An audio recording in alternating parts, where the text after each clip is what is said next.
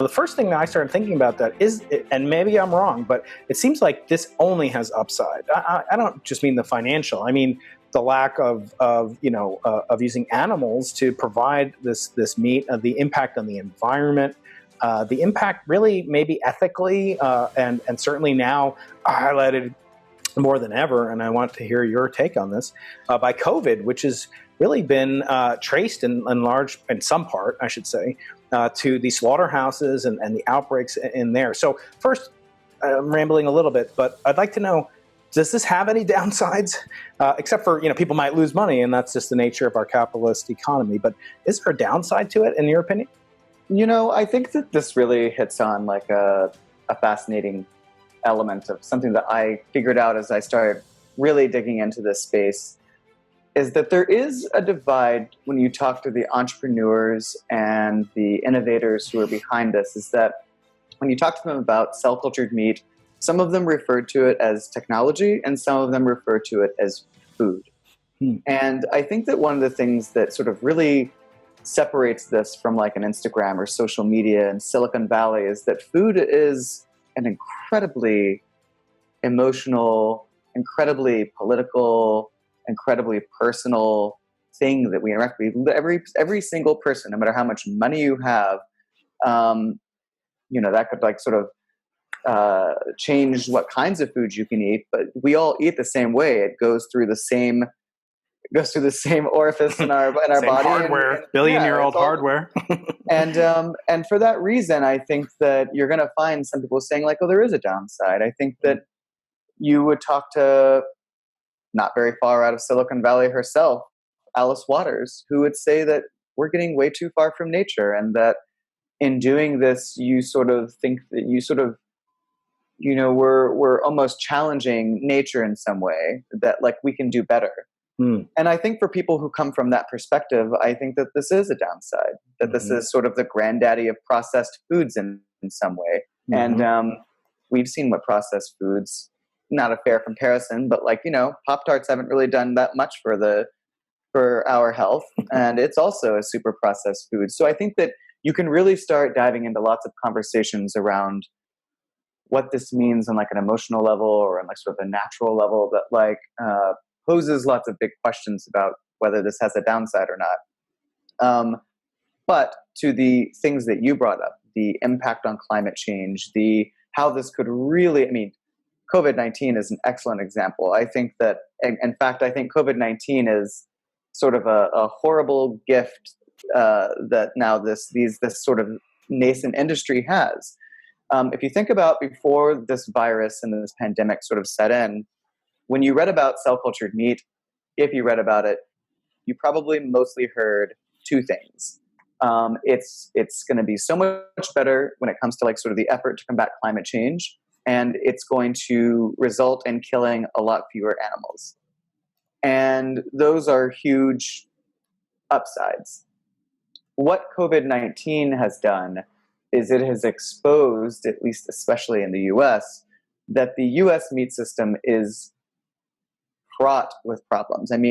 Think about, it has exposed to us more about the labor conditions inside the meatpacking plants and how tightly packed everything still is, because we don't use robots to tear apart carcasses that come down the assembly line because they're all different shapes and sizes. We still need humans to do this, and they're shoulder to shoulder doing the nitty-gritty hard work of packaging, of ripping apart and packaging our meat for us. And I think that this has unveiled for us, in a very real way, that we maybe aren't that far off from where we were in the jungle when Upton Sinclair wrote his famous book. I think that it sort of shows the weakness of having this hyper-consolidated meat system where a very tiny handful of companies and a very tiny handful of factories are responsible for putting out 85% of our meat. That way, if you have 9 meat packing plants shut down, suddenly 25% of the meat supply is impacted. And so suddenly I think that these industry groups can, these sort of cell-cultured meat startups are suddenly going to be able to seize on all of these very real downsides in the current meat system, which have resulted in higher meat prices, which have resulted in CEOs with Smithfield and Tyson saying, oh my gosh, like, we all better prepare. This could be bad for our meat supply. There could be shortages. And I think that, in addition to all the climate related upsides, we're now seeing some new upsides. Yeah.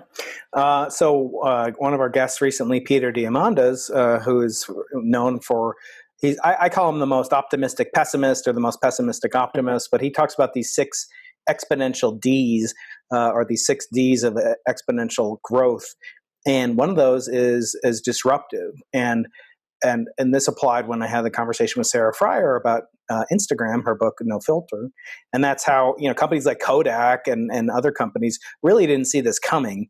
And I wonder, for these Tysons and these other companies, besides obviously they're going to lobby and they're going to try to stay entrenched, do you see opportunities for these companies that are actually the traditional farm or kind of slaughterhouse, et cetera, meat packaging industries of today to benefit, or are they just going to do what Kodak did and lose this overall battle for what could be doing well while doing good?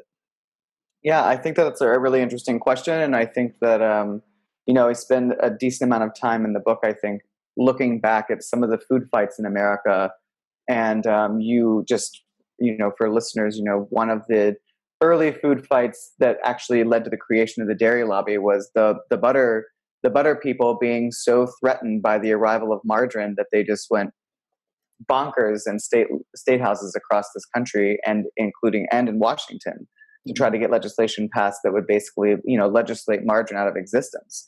I think that we see it today whenever we see the dairy industry again, like feeling so threatened by plant-based milks that they are like doing everything they can, and they failed so far in the judiciary, but they're doing everything they can now through the legislative branch to like basically make it so that you can't call almond milk because consumers are just going to be so confused.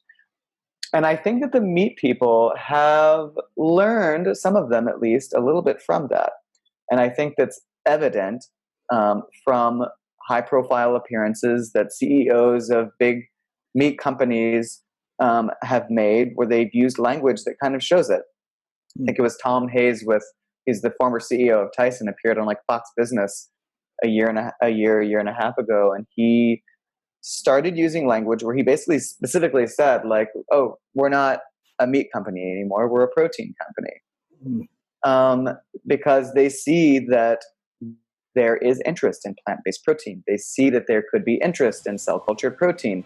They see that there is still interest in animal-based protein. And the fact that these big companies that have always identified as meat companies are now calling themselves protein companies signals to me that they see almost like the writing on the wall, that there are future foods out there, that people are very curious about them and eager to try them. And I think that cell-cultured meat is one of those foods and will be one of those foods.